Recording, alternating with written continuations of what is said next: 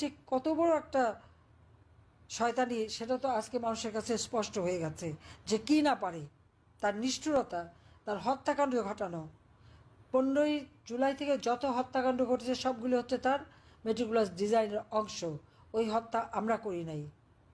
আগুন দিয়ে পুড়িয়ে পুড়িয়ে সমস্ত পুলিশ স্টেশনগুলি, 560টা পুলিশ স্টেশন আগুন দিয়ে পুড়িয়েছে, পুলিশদের পুড়িয়ে পুড়িয়ে হত্যা করেছে, পিটিয়ে হত্যা করে, পা বেঁধে ঝুলিয়েছে, আওয়ামী লীগের নেতাকর্মীকে মেরে পা বেঁধে ঝুলিয়েছে।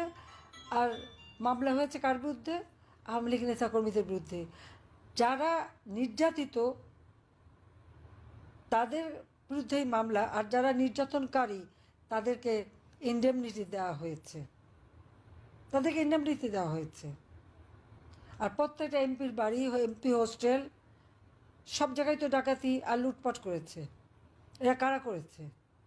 তার ওই সমন্বয়ক ইনুস বাহিনী, এরাই তো করেছে। যে তাদের বিচার কেন হবে না? পুলিশ হত্যা করেছে, পুলিশ কেন বিচার পাবে না? প্রত্যেকটা ল এনফোর্সিং এজেন্সিস বা আইন শৃঙ্খলা রক্ষাকারী যারা, এই আইন শৃঙ্খলা রক্ষাকারীদের অধিকার আছে তাদের নিজেদের জীবন রক্ষা করার। তারা যখন আক্রান্ত হয় অবশ্যই তাদের নিজেদের বাঁচতে হবে। আজকে সেই জন্য শাস্তি পাবে কে? ম্যাজিস্ট্রেটদের শাস্তি দেওয়া, ম্যাজিস্ট্রেটদের খোঁজ করা, রাষ্ট্রীয় সম্পদ রক্ষা করা, মানুষের জানমাল রক্ষা করা, বা যারা আইন শৃঙ্খলা রক্ষাকারী তাদের রক্ষা করা, এটা তো সকলের দায়িত্ব, এটাই তো তাদের চাকরি। তাদের অপরাধটাও কী হলো? আজকে বেসরকারি সমস্ত অফিসারদের চাকরি খাচ্ছে, তাদের বিরুদ্ধে মামলা দিচ্ছে। এমনকি এনবিআর চেয়ারম্যান, সব থেকে অনেস্ট যে লোক, দেখলাম তারও নাকি অ্যাকাউন্ট বন্ধ, তার বিরুদ্ধে ব্যবস্থা। তো সে তো ট্যাক্স আদায় করার জন্য যা করেছে, ইনুস তো ট্যাক্স ফাঁকি দিয়েছে। একটা নাগরিক, তার প্রায় 54টা কোম্পানি, তার মধ্যে অন্তত 48টা কোম্পানির হিসাবই তো আছে যে একটা ট্যাক্স কোনো দিন সে দেয়নি। আবার গ্রামীণ ব্যাংক, সে এখন গ্রামীণ ব্যাংকের কে? সে তো এমডি চাকরি করতো, তার চাকরি চলে গেছে, সে এখন গ্রামীণ ব্যাংকে খবরদারি করে কেন? সেটাকে সে দখল করেছে। দখল শুধু না, এখন আবার এটাকে সরকারি যে অংশ 25 ভাগ, সেটাকে কমিয়ে 5 ভাগে দিয়ে দিয়েছে, সেটা সম্পূর্ণ আত্মসাৎ করা। এবং শুধু তাই না, আবার 5 বছর পর্যন্ত ট্যাক্সও মাপ। আর তার নিজের ট্যাক্স হাজার হাজার কোটি টাকা তার কাছে পাওনা। 666 কোটি টাকার যে মামলাটা রায় হওয়ার কথা ছিল 6 আগস্ট, সে 5ই আগস্ট এমন একটা সন্ত্রাসী তাণ্ডব শুরু করলো, মানুষ খুন করা শুরু করলো, ওই জঙ্গি হামলা শুরু করলো। আমি তো লাশের উপর লাশ ফেলে ক্ষমতা থাকতে চাইনি, অথচ ইনুস তো লাশ ফেলেই, লাশের উপরে পাড়া দিয়েই তো ক্ষমতা এসেছে। এখন দেশ বিক্রি শুরু করেছে। এই দেশ বিক্রির মশিলাকে তো আমি কোনোদিন দেইনি, আমার কাছেও তো অনেকবার প্রস্তাব এসেছে, কেন আমি দেবো? এই মাটি, এই দেশ, এই দেশের মানুষের সম্পদ। কিন্তু আজকে সে কি মানবিক করিডোর দেবে? পৃথিবীর যে কটা দেশে মানবিক করিডোর দিচ্ছে, সেই কটা দেশের অবস্থাটা কি একটু ভেবে দেখেন তো, একটু খোঁজ নিয়ে দেখেন আপনারা। আর আজকে বাংলাদেশের ক্ষমতা আসতে না আসতে বলে মিয়ানমারের বর্ডার, সেই বর্ডারে নাকি সরকারের নিয়ন্ত্রণ নাই। তা যিনি ক্ষমতায় বসে আছেন, তার যদি দেশের স্বাধীনতা সার্বভৌমত্ব রক্ষা করার কোনো শক্তি না থাকে, যোগ্যতা না থাকে, শুধু ওই অস্ত্র হাতে নিয়ে আর আওয়ামী লীগ নিধন করেই ক্ষমতায় থাকা। আওয়ামী লীগ এদেশের মানুষের সংগঠন। আওয়ামী লীগ আমলে তো এই বর্ডার কখনো এরকমভাবে নিয়ন্ত্রণহীন হয়নি। যতদিন আমি ছিলাম একটা দিনের জন্য নিয়ন্ত্রণহীন হয়নি। আমাদের স্বাধীনতাকে সুরক্ষিত করবার সব ব্যবস্থা নিয়েছে। সেন্ট মার্টিন দ্বীপে, সেখানেও আমি সুরক্ষার ব্যবস্থা করেছি। বিজিবি সেখানে আমি একটা বিওপি করে দিয়েছি। আজকে কেউ সেন্ট মার্টিনে যেতে পারে না। সেন্ট মার্টিনের ভাগ্যে কী হয়েছে? ওটা কি বাংলাদেশের আছে না নাই? সে জবাবটা আমি ইউনুসের কাছে চাই। ডক্টর ইউনুস বলেন যে সেটা কোথায়, কার কাছে বিক্রি করলেন, বা কোথায় গেল আমার সেন্ট মার্টিন? কেন আমার ট্যুরিজম ওখান থেকে বন্ধ হলো? কেন ওখানে হাজার হাজার মামলা দিয়ে মানুষকে তাড়িয়ে দেওয়া হলো? কার কাছে বেচে দিলেন? কিসের বিনিময়ে? আর কেন আমার বর্ডার অরক্ষিত হলো? তার জবাব তো ইউনুসকে দিতে হবে, এই দেশ বিক্রি করার জন্য না। আমরা রক্ত দিয়ে এই দেশ স্বাধীন করেছি, এটা আমাদের মনে রাখতে হবে। নিজে ট্যাক্স ফাঁকি দেবেন, আবার সবাইকে হয়রানি, এমনকি আর্মি অফিসার, তাদের কি অপরাধ? গোয়েন্দা সংস্থার প্রধান ছিল, কে কোথায় ছিল, তাদের বিরুদ্ধে তাদের পাসপোর্ট বাতিল, তাদের বিরুদ্ধে মামলা, তাদের বিরুদ্ধে হয়রানি। যারা আমার স্বাধীনতা সার্বভৌমত্ব রক্ষা করবে তাদেরকে এভাবে অপমান করে কিভাবে, জাতির কাছে হেয় করে কিভাবে? যে সেনাবাহিনীর পিছনে জনগণের সমর্থন না থাকে তারা কি জিততে পারে? পাকিস্তানি হানাদার বাহিনী 96,000, তারা যে সারেন্ডার করতে বাধ্য হয়েছিল কেন? জনসমর্থন ছিল না। তা আজকে আমাদের সেই স্বাধীনতা সার্বভৌমত্ব রক্ষাকারীদেরকে জনগণের কাছে হেয় প্রতিপন্ন করা হচ্ছে। আইন শৃঙ্খলা রক্ষাকারী সংস্থা, তাদেরকে নির্বাচনে হত্যা করা যায়, বিচার হয় না, ইন্ডেমনিটি দেওয়া হয় এবং তাদের পুরস্কার করা হয়।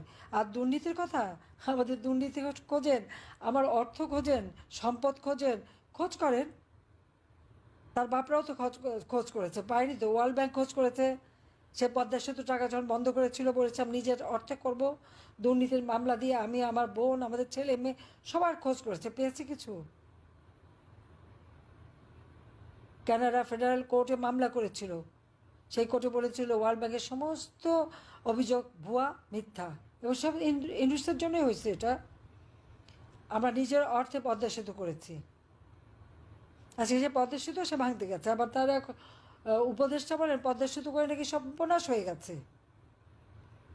22টা জেলা গণমানুষকে জিজ্ঞাসা করা হোক, তাদের সর্বনাশ হয়েছে না তাদের আর্থসামাজিক উন্নতি হচ্ছে, এইটুকু যে জানে না তারা আবার এখন ক্ষমতায় বসে আছে। এবং উনি আবার মৎস্যকন্যা, তিনি মাছের শুরু করছেন। যাক, মাছের ব্যবসা করেন সেটা ভালো, কিন্তু দেশ চালাতে যোগ্যতা লাগে, সে যোগ্যতা এদের নাই। এই জন্য দেশটাকে আজকে ধ্বংসের কিনারে এনেছে। আমার পরিষ্কার স্পষ্ট কথা, যত মিথ্যা মামলা দেওয়া হয়েছে সব প্রত্যাহার করতে হবে। আওয়ামী লীগের 1 লক্ষের উপর নেতাকর্মী আজকে কারাগারে বন্দী, তাদের সবাইকে মুক্তি দিতে হবে। এবং শুধু তাই না, প্রত্যেকে আজকে নিত্য প্রয়োজনীয় প্রত্যেকটা জিনিসের দাম বেড়ে গেছে, মানুষের ক্রয় ক্ষমতার মধ্যে আনতে হবে। পার্বত্য চট্টগ্রাম এবং মিয়ানমারের বর্ডার আজকে যে অরক্ষিত রয়ে গেছে, তার সুরক্ষা দিতে হবে, দেশ বিক্রি করবার জন্য না। এখন চট্টগ্রাম পোর্টও বিক্রি করতে চায়। এই চট্টগ্রাম পোর্ট আমরা লাভজনক প্রতিষ্ঠানে পরিণত করেছি।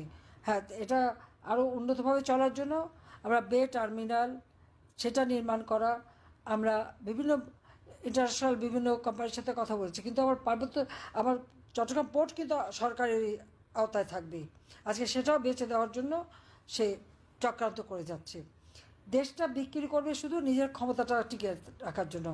আর ক্ষমতায় বসে আছে, তার ওই 40 জন এজেন্ট বানিয়েছে, 5-7 লাখ টাকা করে এক একটাই বেতন দেয়, যত মিথ্যা কন্টেন্ট বানিয়ে আমাদের বদনাম করা, আমাদের নামে মিথ্যা অপবাদ দেওয়া, সেইগুলি দিতে পারে, ওইগুলি করতে পারে। প্রত্যেকটা জায়গায় টাকা খরচা, এত টাকা পায় কোত্থেকে? বাংলাদেশে একটা টাকাও কোনদিন বিনিয়োগ করেনি, কিন্তু বিদেশে তার বিরাট বিনিয়োগ, বিরাট টাকার বঙ্ক। কার টাকা এটা? মানুষের জনগণের টাকা, গরিবের রক্ত চোষা টাকা, ক্ষুদ্র ঋণ দিয়ে মোটা অঙ্কের সুদ দিয়ে সেই টাকা। নইলে এত টাকা সে পেলো কোথায়? 6,000 টাকা বেতনের এমডি চাকরি করেছে, যে সে এত হাজার হাজার কোটি টাকার মালিক হয়ে গেল কীভাবে? আজকে এত টাকা খরচ করে কীভাবে? তার জবাব একদিন বাংলার মাটিতে তাকে দিতে হবে। পরিষ্কার কথা, দেশ আমরা এই বাংলাদেশ ভেসে আসে নাই, অনেক সংগ্রামের পথ বেয়ে বাংলাদেশ স্বাধীন হয়েছে। আর আওয়ামী লীগ নিষিদ্ধ করে, ছাত্রলীগ নিষিদ্ধ করে, এই দেশের স্বাধীনতায় যে পার্টি এনে দিল, বাংলাদেশ আওয়ামী লীগের শিকড় বাংলাদেশের মাটির থেকে উঠে এসেছে, এটা এত সহজে উপড়ে ফেলা যায় না। ওই ভাসমান টাকা খরচ করে সেই 5 স্টার হোটেলে 2 কোটি টাকা খরচ করে ইফতার পার্টি খাওয়া পার্টি আওয়ামী লীগ না। আওয়ামী লীগ এই দেশের মাটি মানুষের সংগঠন। এটা নিষিদ্ধ ঘোষণা দিলে হবে না। ইউনুসকে নিষিদ্ধ ঘোষণা দেওয়ার, এরা কোত্থেকে আসছে ক্ষমতা? এদের ক্ষমতার বেসটা কোথায়? জনগণের ম্যান্ডেট নাই, সাংবিধানিক কোনো ভিত্তি তাদের নাই, তারা জবরদখলকারী, অবৈধভাবে ক্ষমতা দখলকারী। কাজে তাদের এ সমস্ত নির্দেশনা কোনোদিন খাটে না। মানুষের ভাগ্য নিয়ে এভাবে ছিনিমিনি খেলবেন না। অনেক মানুষকে যন্ত্রণা দেওয়া হয়েছে, অনেক ক্ষতি করা হয়েছে। অর্থনীতি তো আজকে শেষ, যেখানে আমার 7.4% ছিল জিডিপি 2023 সালে, আজকে তা কমে এনেছেন আপনি 2%। কি অর্থনীতিবিদ আমার, শিক্ষা গজগজ করে, অর্থনীতিকে ধ্বংস করে বসে আছে। নিজেরটা তো ধ্বংস হয় নাই, নিজের অর্থ তো সম্পদ যথেষ্ট আছে। ওনার মেয়ে মনিকার কত সম্পদ আর কী পরিমাণ টাকা ওখানে পাচার করেছে, তার ভাইদের কত সম্পদ, সেই সম্পদটার আগে হিসাব করেন সবাই। আমাদের সম্পদ তো বারবার হিসাব হয়েছে। বিএনপি 2001-এ এসে সম্পদের হিসাব করতে যে নিজে তার দুর্নীতির কথাই বেরিয়ে গেল। এফবিআই লোক তো তখনও বসেছিল খালেদা জিয়ার নাইকোর কেসে সাক্ষী দেওয়ার জন্য। তারেক জিয়ার মামলায় এফবিআই আমেরিকা থেকে সে 2বার সাক্ষীও দিয়ে গেছে। এবং তাদের পাচার করার টাকা, কোকো আর তারেকের পাচার করার টাকাও আমরা উদ্ধার করে বাংলাদেশে নিয়ে এসেছি, এগুলি ভুললে চলবে না। কিন্তু কই আওয়ামী লীগ আমাদের পরিবার নিয়ে তো বহু ঘাটাঘাটি করা হয়েছে, এখনও করছে, খোঁজ করেন সব সম্পদের। কিন্তু একটা কথা বলে রাখি, যারা এটা করছেন আমি কিন্তু তাদের চিনে রাখছি, পাই পাই করে হিসাব নেব। কারণ এই অপমান, অপবাদ, যে কাজ করি তার জন্য যে মিথ্যা অপবাদ দেওয়া, এটা একেবারে বৃথা যাবে না। সবগুলির হিসাব আমি নিয়ে ছাড়বো ইনশাল্লাহ। এবং আল্লাহ আমাকে বাঁচিয়ে রেখেছে নিশ্চয়ই বাংলাদেশের জন্য কোনো ভালো কাজ করার জন্য।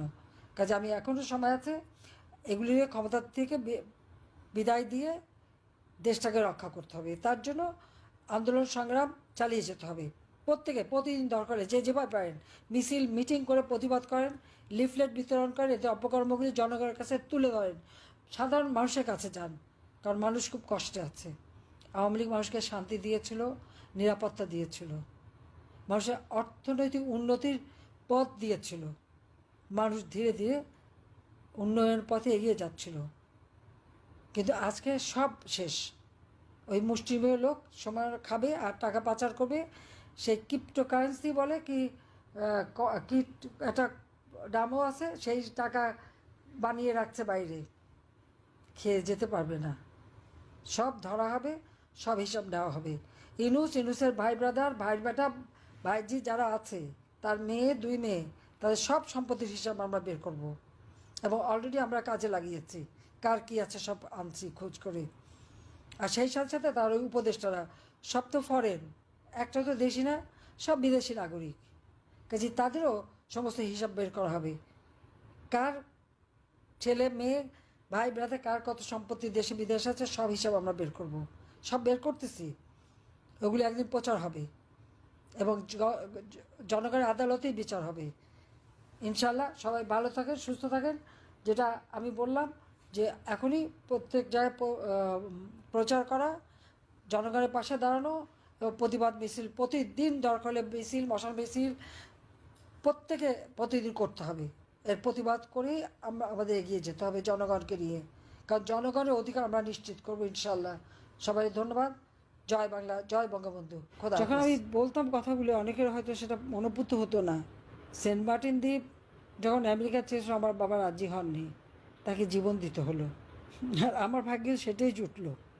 কারণ দেশ বিক্রি করে ক্ষমতায় থাকতে হবে এই চিন্তা আমার কোনোদিনই ছিল না।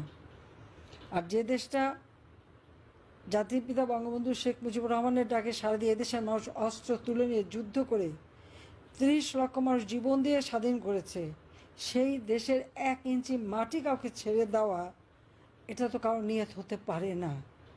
কিন্তু আজ কি দুর্ভাগ্য।